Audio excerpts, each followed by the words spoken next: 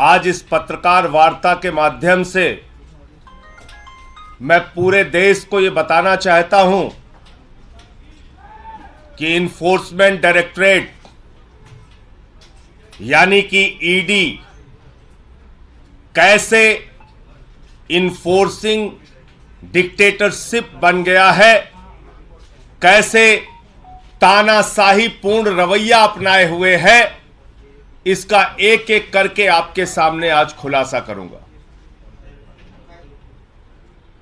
ED जो देश की सबसे ताकतवर जांच एजेंसी के रूप में आप सबके सामने प्रस्तुत की जाती है,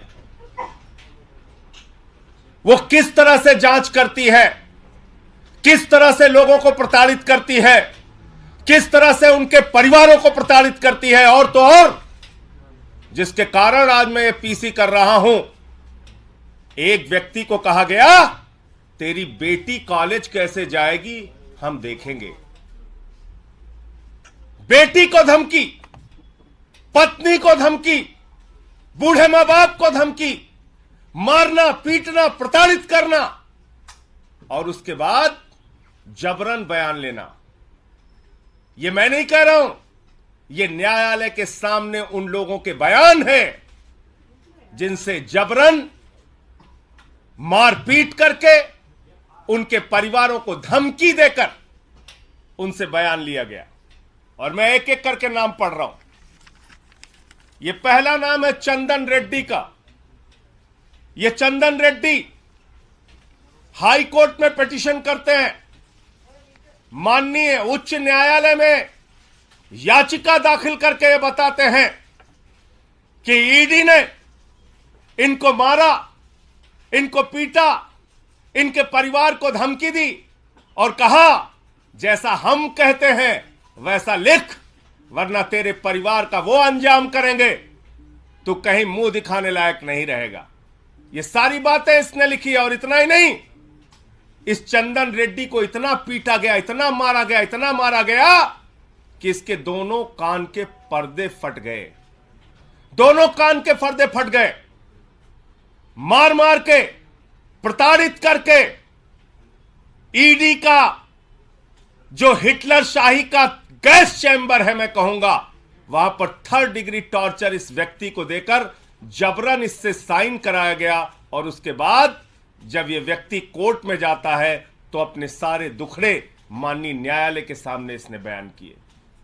कैसे इसका बयान लिया गया ईडी में, कैसे इसका बयान लिया गया ईडी के अंदर। और यह इस व्यक्ति की डॉक्टरी जांच है, जो डॉक्टरी जांच की कॉपी मैं अभी आपको दूंगा।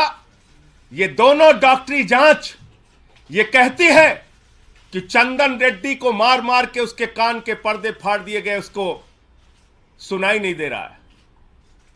ये डॉक्टरी की जांच आपको देता हूं। ऐसे कर रही ईडी इन्वेस्टिगेशन। पहला आदमी चंदन रेड्डी, दूसरा अरुण पिल्लई। अरुण पिल्लई वो शख्स है जिसकी पत्नी को, बेटी को, परिवार को धमकाया गया, डराया गया।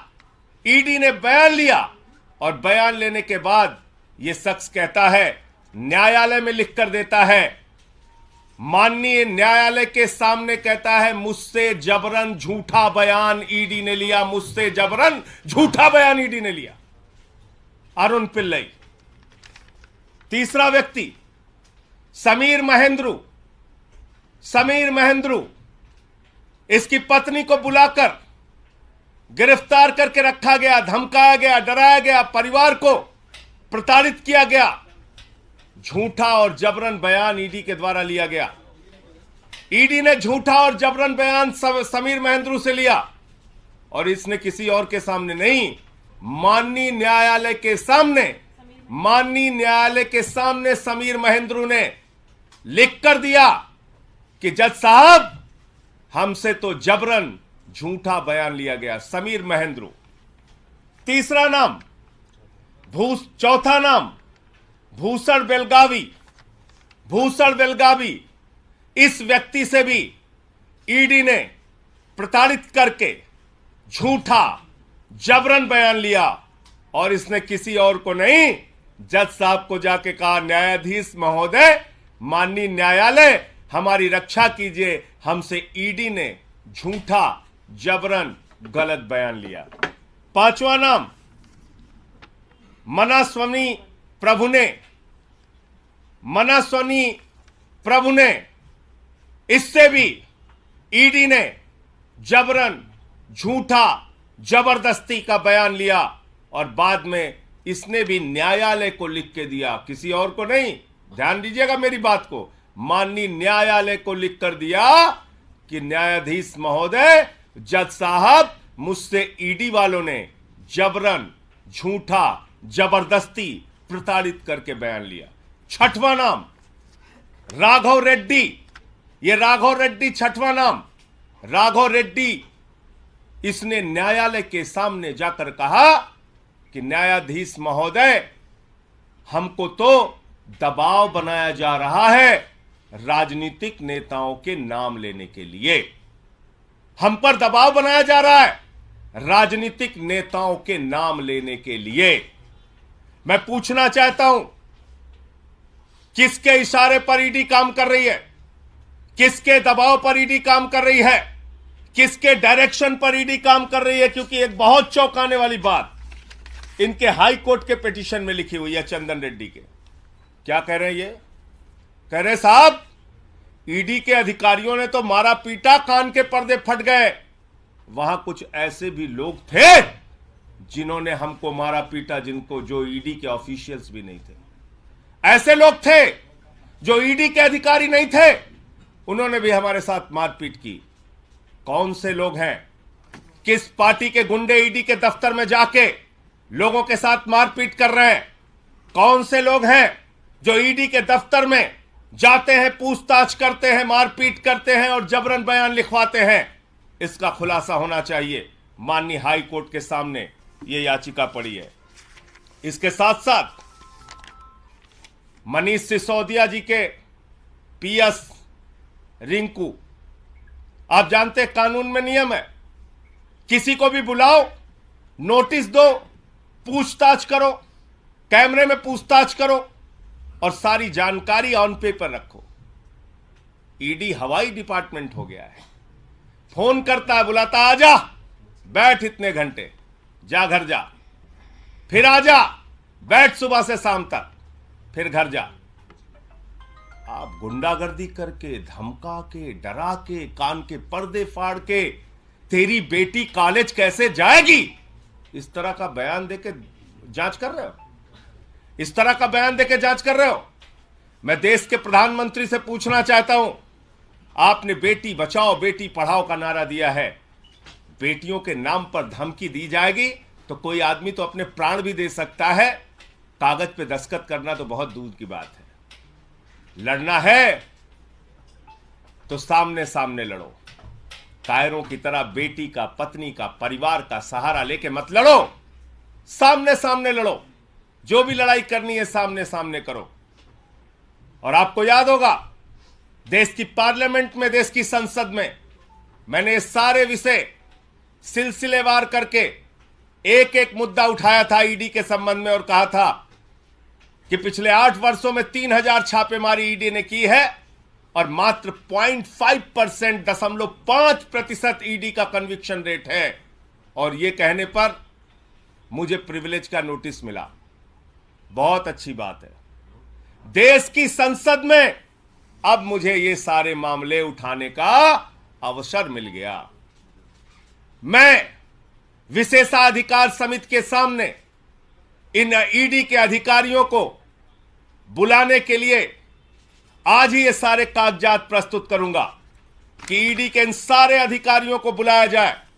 विशेषाधिकार, संसद की विशेषाधिकार समिति के सामने मैंने जो मामला पार्लियामेंट में उठाया था, उन आरोपों को ये सारे कागजात 100%, मैं तो कहूंगा 100% से ज्यादा सिद्ध करते हैं कि ईडी राजनीतिक दबाव में जबरन झूठा मामला बनाती है, सरकारों को बदनाम करती है, सरकारों के ऊपर झूठे आरोप लगाती है। शराब घोटाला जैसी कोई चीज उसका कोई सिर पांव है ही नहीं। जिन लोगों के जबरन बयान लेकर ईडी ने ये सारे मामले बनाए हैं, वो तो न्यायालय के सामने जाकर कह रहे हैं, हुजूर हमें तो मारा जा रहा है, हमारे तो कान के पर्दे फाड़ दिए जा रहे हैं, हमारे परिवार पे दबाव बनाया जा रहा है, हम पे दबाव बनाया जा रहा है और झूठे बयान लिए जा रहे हैं। बहुत अच्छा है, अब देश की, भारत की संसद की, पार्लियामेंट की विशेषाधिकार समिति के सामने जिसने मुझे नोटिस दिया है, ये सारे विषय और मामले मैं रखूंगा और इन सारे अधिकारियों को वहां बुलाने के लिए बोलूंगा कि इन सबको बुलाया जाए और पूछा जाए कि हाई कोर्ट से लेके और न्यायालयों में जो इनके खिलाफ शिकायतें की गई हैं, उसके तथ्य, उसकी सच्चाई, उसकी हकीकत क्या है। मुझे इतनी बात कहनी थी। आपका कोई मुद्दा हो, कोई बातचीत हो, कोई सवाल हो तो। जिन लोगों ने पिटीशन लगाई है, क्या वो सभी आरोपी जो हैं आबकारी नीति से जुड़े हुए हैं या अन्य मामलों में भी हैं? ये सारे आबकारी नीति के जो बयान लेकर झूठा मामला ईडी खड़ा कर रही है, ये उससे संबंधित है। ये सारे मामले जो आप लोगों को बताया जाता है, घोटाला घोटाला घोटाला, उस घोटाले में कितना गड़बड़ झाला है, ये सारे बयान इस बात को साबित करते हैं। ये सारे बयान, ये सारी मेडिकल रिपोर्ट, ये हाई कोर्ट की याचिकाएं इस बात को साबित करती है कि घोटाला जैसी कोई बात नहीं। दरअसल गन पॉइंट पे, कान के ऊपर कनपट्टी पे बंदूक लगाकर ईडी, हिटलर के गैस चैम्बर में पूछताछ करके ईडी, ये सारा कुछ मामला झूठा और बेबुनियाद बना रहा है।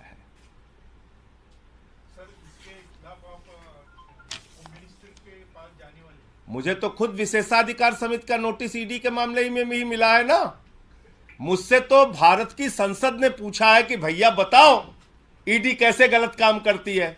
तो ये सारे मामले मैं विशेषाधिकार समिति के सामने रखूंगा, पार्लियामेंट में रखूं। पार्लियामेंट तो सुप्रीम कोर्ट से भी बड़ी है। अब इन अधिकारियों को वहां बुलाया जाए और इनसे पूछा जाए कि कान के पर्दे कैसे फाड़ रहे हैं, कैसे कह रहे हैं कि तेरी बेटी कॉलेज नहीं जाने पाएगी। ये बोल सकता है कोई ईडी का दफ्तर, कोई ऑफिसर, कोई अधिकारी? ईडी के दफ्तर में कैसे बिना नोटिस के किसी को बुलाया जाता है? ईडी के दफ्तर में कैसे ईडी के अधिकारियों के बगैर कोई व्यक्ति पहुंच के मारपीट कर रहा है? ये छोटे आरोप है क्या? और ये हाई कोर्ट की याचिका है और ये डॉक्टरों की मेडिकल रिपोर्ट है चंदन रेड्डी के मामले में। ये सारे कागजात मैं भी आपको उपलब्ध करा दे रहा हूं और किसी का कोई प्रश्न हो तो पूछ सकता है। आपको लगता है कि मनीष सिसोदिया के मामले में भी इस तरीके की हरकतें ईडी कर सकती है जिस तरह का आरोप आप लगा रहे हैं? भैया ये आबकारी से जुड़ा ये मामला है। मनीष सिसोदिया के साथ भी ऐसा कुछ उन पर भी दबाव बनाया जा सकता है, किसी का नाम लेने के लिए? देखिए सबके ऊपर अरे भाई मैंने तो आपको बताया ना, कान के पर्दे फाड़ रहे हैं, मार रहे हैं, पीट रहे हैं, 3rd डिग्री टार्चर दे रहे हैं। तो मनीष सिसोदिया को भी ऐसे टार्चर कर सकते हैं, बाकी लोगों को भी ऐसे टार्चर कर सकते हैं, मार पीट सकते हैं, क्यों नहीं कर सकते? संजय जी दबाव क्या सबके साथ कर रहे हैं, दबाव बनाया जा रहा है। मैं फिर से दोहरा दे रहा हूं आपको सुनना। मनीष सिसोदिया का नाम लेने के लिए भी दबाव बनाया गया और ये जितने आरोपी हैं जिन्होंने ये इसमें साफ साफ लिखा हुआ है इस चंदन रेड्डी की याचिका में कि मेरे ऊपर मारपीट करके, कान का पर्दा फाड़ के परिवार को धमकी देकर ऐसे कागजात पे दस्तखत कराए गए, ऐसे कागजात पे हस्ताक्षर कराए गए जिनके बारे में मुझे कोई जानकारी नहीं। राघव रेड्डी ने कहा है कि मुझसे राजनीतिक नेताओं का नाम लेने का दबाव बनाया जा रहा है। राजनीतिक नेता कौन है सारे लोग जानते हैं। संजय जी सवाल ये है कि जिस तरीके से भाजपा के कुछ नेता मुख्यमंत्री का नाम ले रहे हैं, तो क्या आपको शंका है कि मनीष सिसोदिया पर भी ऐसा दबाव बनाया जाएगा मुख्यमंत्री का नाम लेने के लिए? देखिए ये प्रमाण इस बात को कहते हैं कि ईडी की पूरी इन्वेस्टिगेशन, ईडी की पूरी जांच कूड़ेदान में डाल देनी चाहिए। ये सारे आरोप, ये सारे कागजात, न्यायालय के सामने इनके द्वारा दिया गया आवेदन, इनकी याचिकाएं चिल्ला चिल्ला के ये कह रही हैं कि ईडी झूठा, फर्जी, बेबुनियाद मुकदमा दिल्ली सरकार को बदनाम करने के लिए, केजरीवाल जी को और आम आदमी पार्टी को बदनाम करने के लिए बना रही है। ये सारे कागजात चिल्ला चिल्ला के कह रहे हैं। धन्यवाद। Thank you.